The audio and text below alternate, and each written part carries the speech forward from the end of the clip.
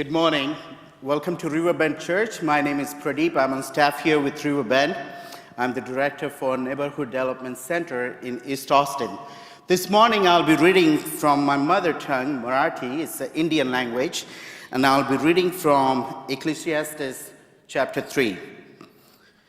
उपदेशक 3. सगळ्या गोष्टी करण्यासाठी योग्य वेळ असतो आणि पृथ्वीवरील सर्व गोष्टी योग्य वेळेलाच होतात. जन्माला येण्याची आणि मरण्याची ही वेळ असते. रोप लावण्याची आणि ते उपटून टाकण्याची ही वेळ असते. ठार मारण्यासाठी आणि बरे करण्याची पण वेळ असते. सगळ्यांचा नाश करण्याची आणि पुन्हा परत सर्व उभं राहायची वेळ असते. रडण्याची आणि हसण्याची ही वेळ असते. दुःखी होण्याची आणि आनंदाने नाचण्याची ही वेळ असते. हातातली शस्त्रे खाली टाकण्याची ही वेळ असते आणि ती पुन्हा उचलण्याची ही वेळ असते. कुणाला तरी मिठी मारण्याची ही वेळ असते आणि ती मिठी सैल करण्याची ही वेळ असते. काहीतरी शोधण्याची ही वेळ यावी लागते आणि ते हरवलेले आहे हे जाणण्याची ही वेळ असते.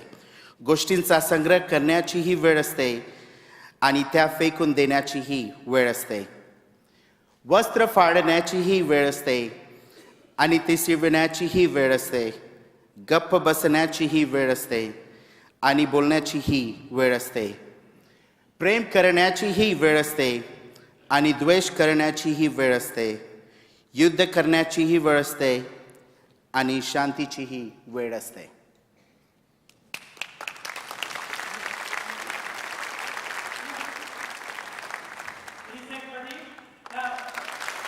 Wasn't that amazing? Show them your tablet. Show them what you were reading, what that looks like, your language. I keep wanting to call it Havarti. It's not Havarti, that's a cheese. Can you see that? He was reading that. Anybody else? Anybody else? Okay, read. That good? That's amazing.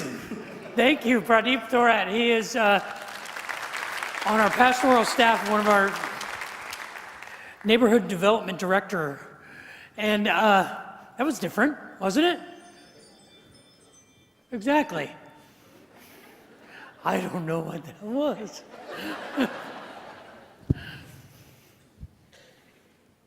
You know, there are times when we have to deal with change, with things that are different, and we didn't expect them. We didn't ask for them. They are unwelcome and unwanted. But every so often in life, we are the ones who are the agents of change.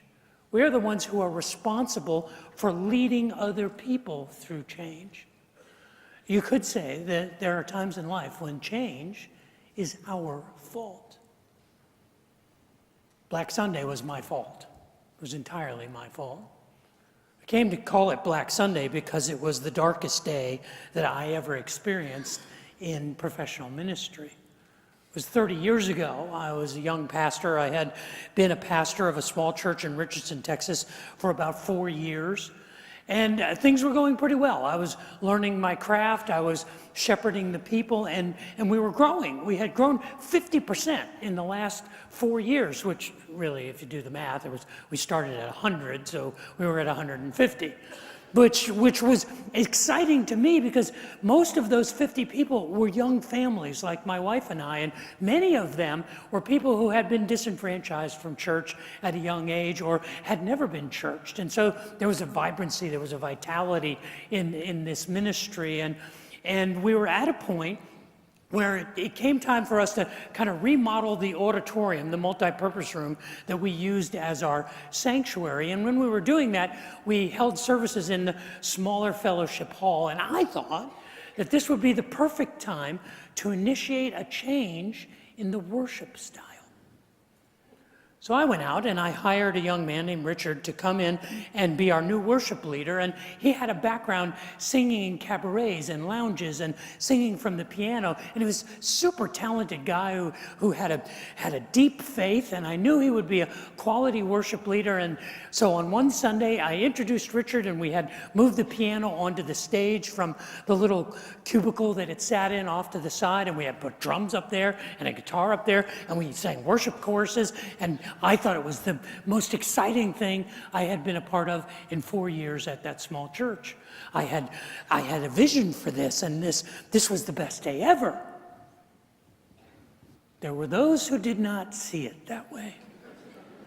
In fact, there was an emergency board meeting called that afternoon, and I was not invited to attend. They called me later that day and said, "We need to meet with you tomorrow." So I went to the hastily called meeting on Monday evening, where I was informed that they had contacted Richard and told him his services were no longer required. And they told me, and the language that they used was, "Everyone disagrees with the changes that you are making."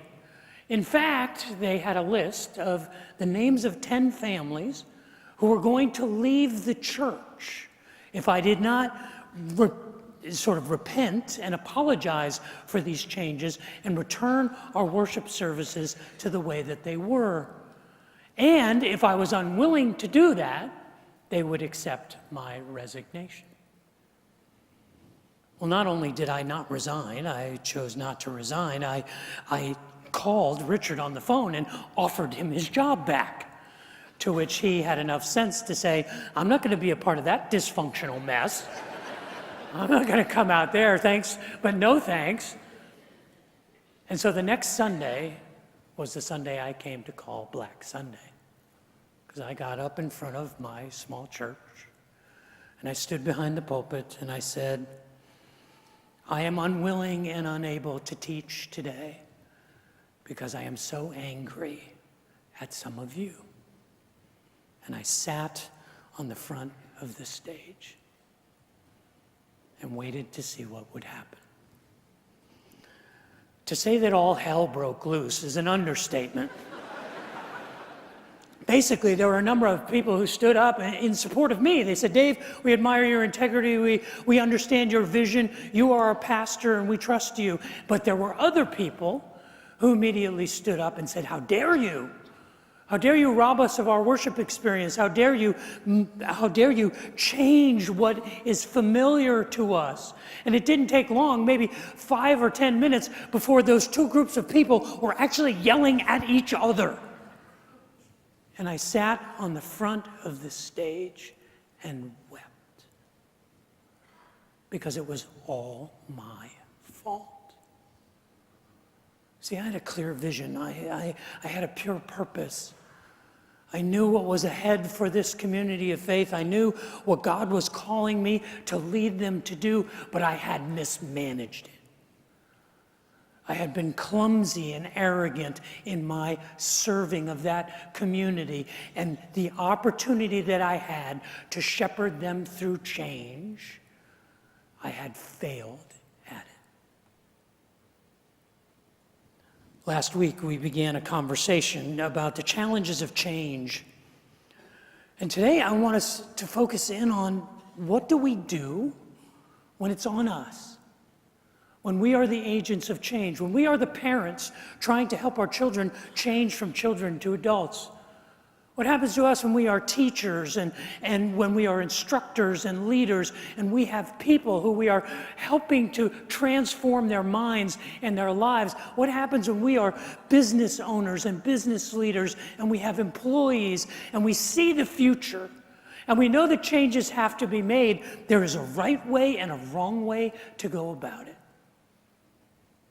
And even though I am still learning the nuances of change management, I can tell you that over the last 30 years, if I have learned nothing else, I have learned how difficult and how dangerous it is to be an agent of change.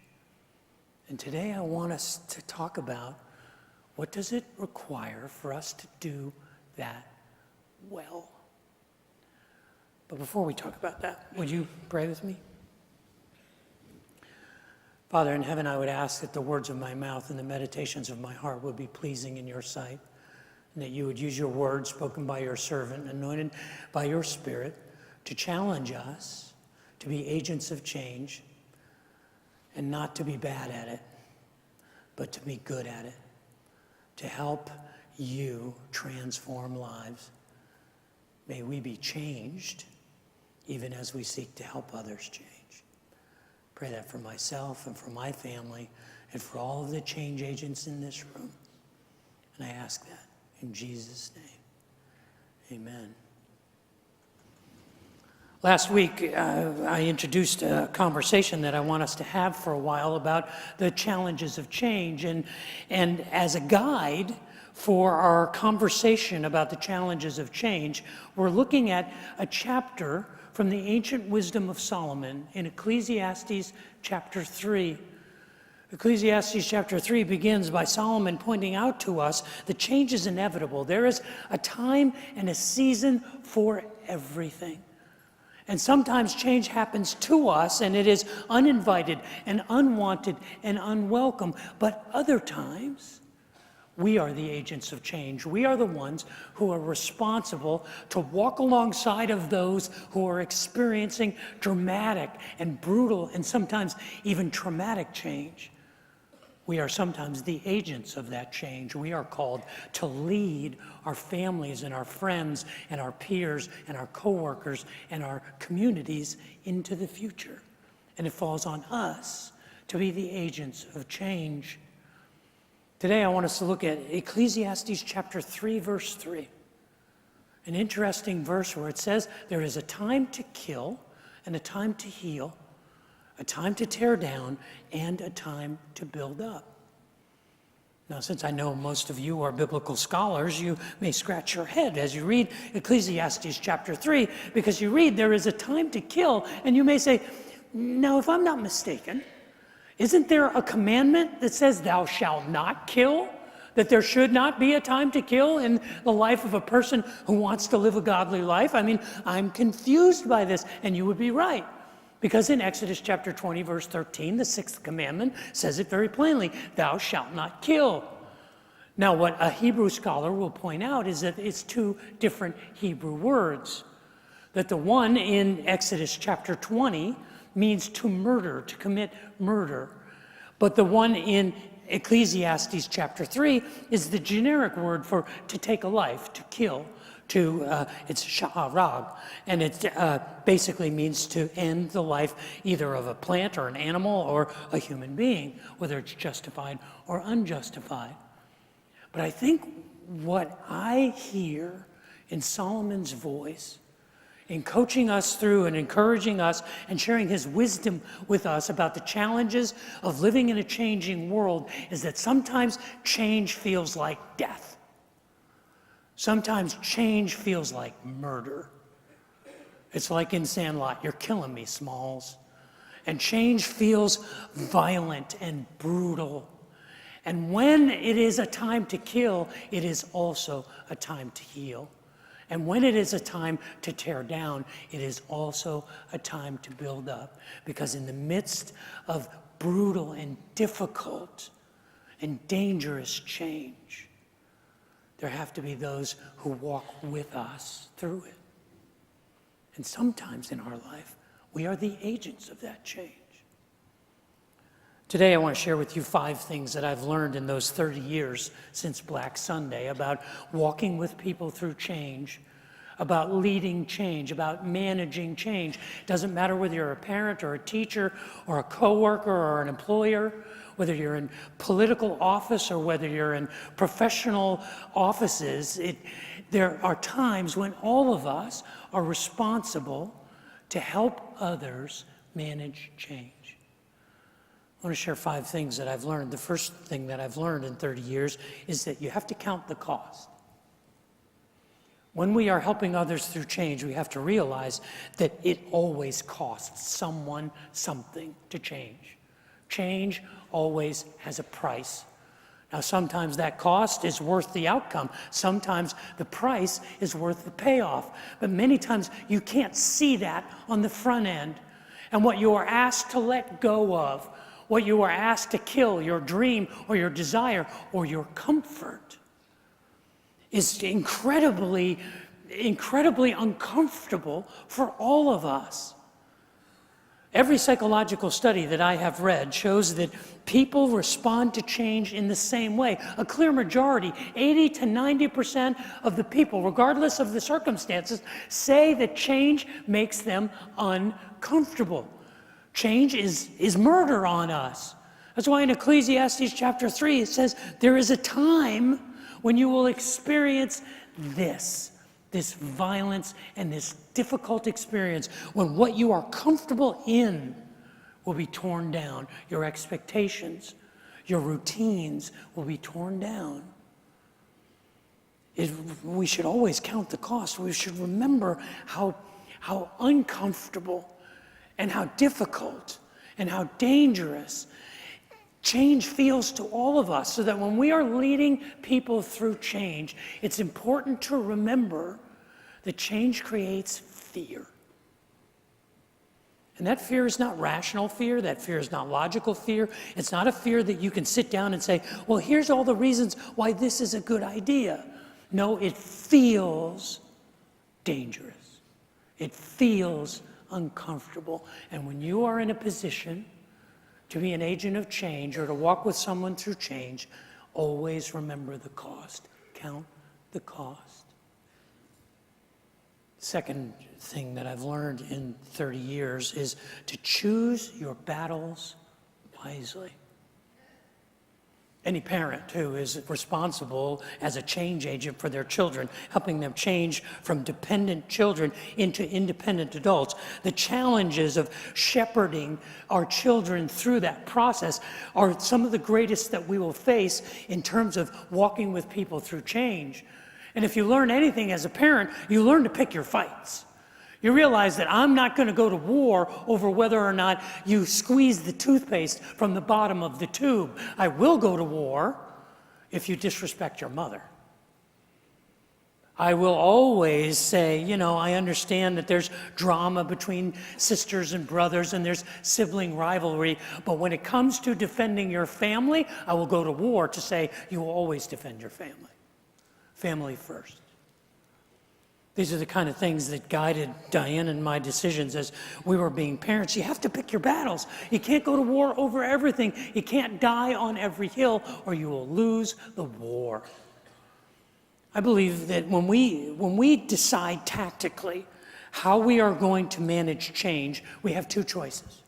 In the broadest sense, you either change something from the inside out or from the outside in. If you change it from the inside out, it's what Peter Sleeper, our executive pastor, calls a choice for reformation. If you choose it from the outside in, it's a choice of revolution. And they're two very different fights. The choice of revolution is a choice to drain the swamp. It's a choice to come in and bulldoze what exists. It's a choice because the significant need for that change requires an entrepreneur. Requires a person who doesn't listen to the voices that say, you shouldn't do that, you can't do that. And there are times when we need a revolution, when we need to tear down what is, when we need to have a scorched earth policy, when we need to press on. Now we realize that you're going to leave a lot of bodies in your wake, that there will be a lot of people that you leave behind, but the need for change is so significant that revolution is called for. But I believe in most cases, the healthiest change is reformation. It's like remodeling your house. You don't bulldoze your house if you want to keep living in it while you're remodeling it. If you want to remodel your house, you can eventually change the entire house if you do it one room at a time. If you're tactical and careful in the way you paint a wall here and you knock out a wall there, you add a room here. You replace something here and something there, and you live in that community while you are guiding them through change. The greatest mistake that I made among many mistakes 30 years ago in trying to shepherd this community of faith through change was I had no plan. I wanted to be a revolutionary one minute and a reformer the other. I wanted to burn the place to the ground and live with a scorched earth policy on one day, but I wanted to live with these people. I didn't want to leave anyone behind. I didn't want to leave anyone on the dock when the ship was sailing. I wanted everyone to come along. If you are going to be an agent of change, count the cost, choose your battles, and thirdly, confront your critics in person. Confront your critics in person. And this doesn't mean personally. I think one of the mistakes that we make when we're helping people change is we take their resistance personally. We think, well, you don't like this because you don't like me or because you don't like my ideas. That's not it at all. This isn't a personal thing. And another mistake we make is we begin to triangulate, and we use passive-aggressive tactics, and we use gossip and rumor to try and manipulate the situation. Change is a hand-to-hand, eye-to-eye process. Now, if you're a type A leader, this is very uncomfortable because it's time-intensive. It means spending time sitting with people, listening to people, talking people through the things that are coming, the things that they're afraid of, face to face, person to person. And it's not generally a very effective way to lead. It's much easier to stand up and say, from now on, we will do this, like it or leave. That's efficient. But it's not a healthy way to lead people through change, to help people with change. The solution is not suck it up and deal with it. It's to say, no, tell me. Let me hear your voice. Let me hear your fears. Let me walk with you. Let me give you the assurances that I have. On that Black Sunday, as I was sitting down at the front of the platform, and the congregation finally left the chaos that I had created, a young man walked up to me. He was one of the newer members of our church. His name was David. He was my age, but he was 10 times as wise. He was a Harvard MBA graduate and a business consultant and just an insightful, godly man. And he came up to me and he said, "That was interesting, wasn't it?" And I just kept crying. He said, "Are you still angry?" I said, "I'm a lot of things, and one of them's angry." He said, "Then you're not done." And I looked at him and he said, "Do you know who it is you're angry at? I mean, specifically. Do you know the names of the people?" I said, "Yeah." He said, "Write them down, put them on a list, and I'll go with you to visit them. And you need to talk this through with each of them." And so over the next 2 weeks, I went to visit 10 families, and I literally got down on my knees in their living room and apologized and asked them to forgive me for being so clumsy and so arrogant, for not taking into consideration the things that I was doing and how it would affect what was sacred and cherished by them. There was one family that absolutely refused to forgive me. They said they couldn't forgive me. They could never trust me again. And they left the church never to return. But I can tell you that 12 years later, when we left the church in Dallas and moved to California, 9 of those families were still there. And they had forgiven me, and we had walked through the process of change and transformation over the next 12 years. Change is hand-to-hand combat. You have to do it face to face. If you want to be a change agent, if you want to make a difference in being a part of the transformation of people's lives, if you want to be a comforter when people are going through difficult times, count the cost, choose your battles, confront your critics, and communicate affirmatively. You've heard it said that you can catch more flies with honey than with vinegar, and I think that's true.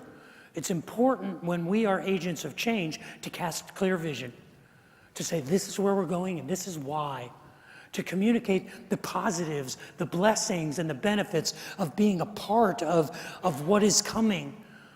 I'm convinced that nobody buys a plane ticket unless they know where the flight is going. So you can't cast vision for something, someday, somewhere. You have to say, no, here's what it is, and here's why it's worth the sacrifice. But more important than clarity of vision and clarity of communication is letting people know how they can help. What does Ecclesiastes chapter 3 say? It says there is a time to kill, but there's also a time to heal.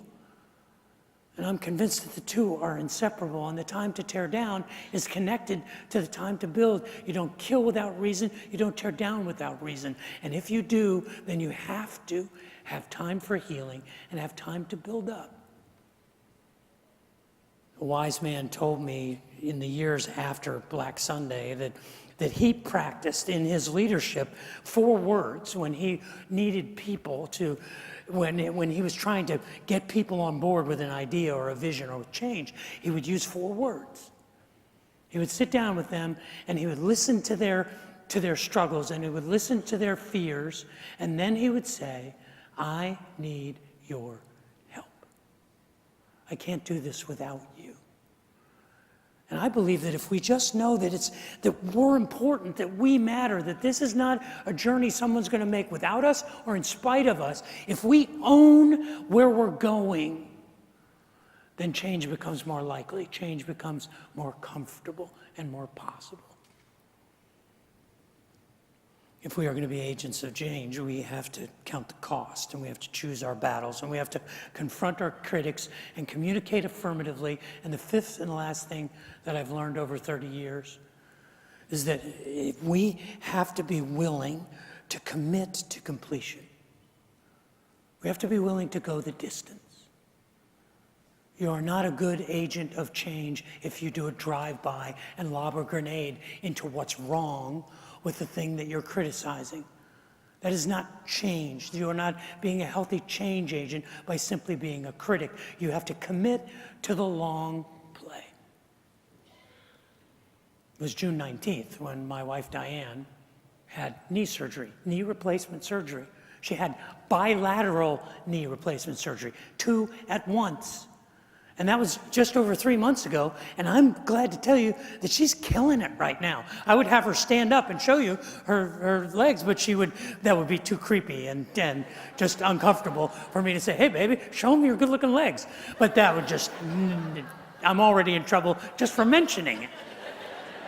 But the reason she's doing so well is from the very beginning, she was committed to get better. She said, I don't want to come back and be as I was. I want to be better than I was. And so she does PT 2 and 3 times a day, and she pushes herself and challenges herself. Are you uncomfortable with me talking about you, like right here? Yeah, okay. But I'm so proud of her because she embraced the change. And she committed to the long play. She was in it to win it. She was going to go the distance.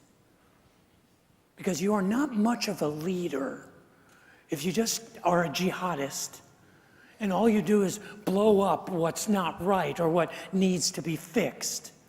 When there is a time to tear down, there is also a time to build up. And the healing and the building up are just as much a part of change as are the violent destruction and the tearing down.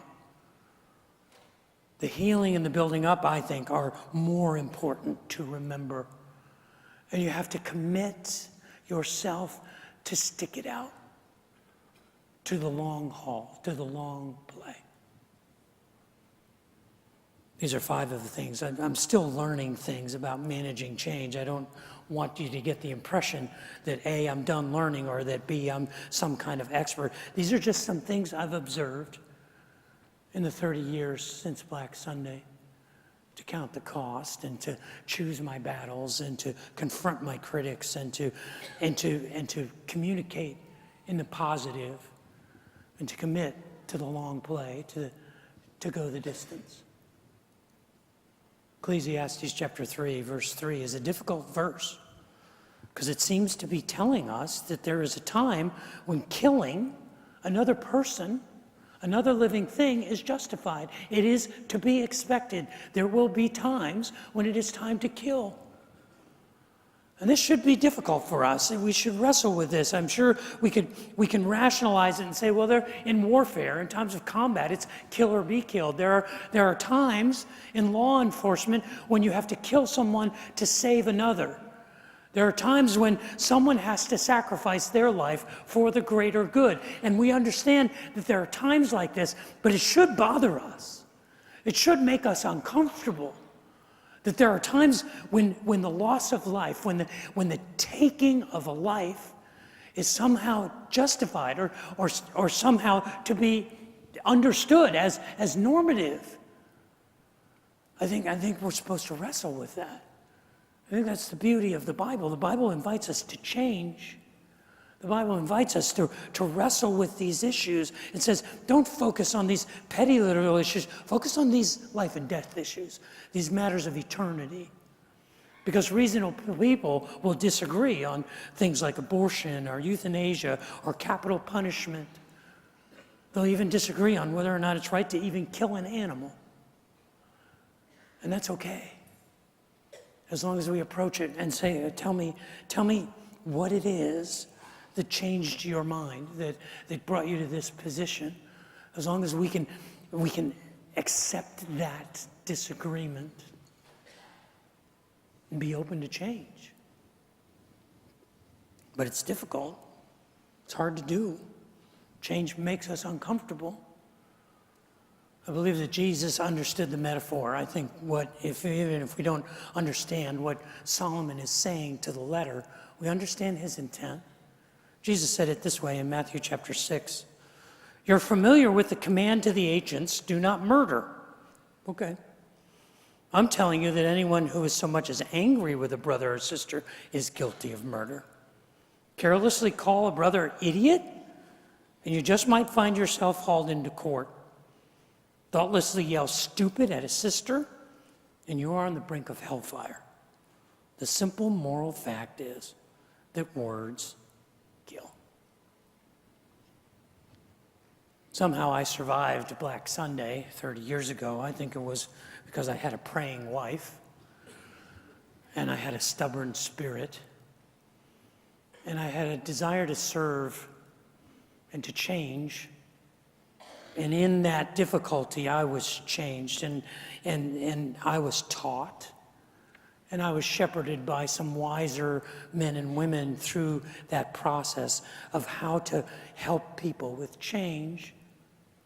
And as I look back on it 30 years later, I believe that I went through that season for a reason, for this one, so that I would be equipped to come to this beautiful place that was in the midst of one of the most challenging changes that a community of faith can go through. When a beloved founding pastor is forced to retire. And the trauma and the grief of that. Because I had made my share of mistakes, I had learned the importance of shepherding a community through change. Sometimes the change is not our doing. Sometimes it is unintended, uninvited, it is unwanted, and it is unwelcome. But other times, the change is on us. It's our responsibility. It's our fault. And because it's so important, because it's so dangerous and so demanding, of all the people who experience change, we should be the ones who understand it best and do it well. In the end, does it really make a difference what anyone does? I've had a good look at what God has given us to do, busy work mostly. True, God made everything beautiful in itself and in its time, but he's left us in the dark, so we can never know what God is up to, whether he's coming or going. I've decided that there's nothing better to do than go ahead and have a good time and get the most we can out of life. That's it. Eat, drink, and make the most of your job. It's God's gift. I've also concluded that whatever God does, that's the way it's going to be, always. No addition, no subtraction. God's done it, and that's it. And that's so we'll quit asking questions and simply worship in holy fear.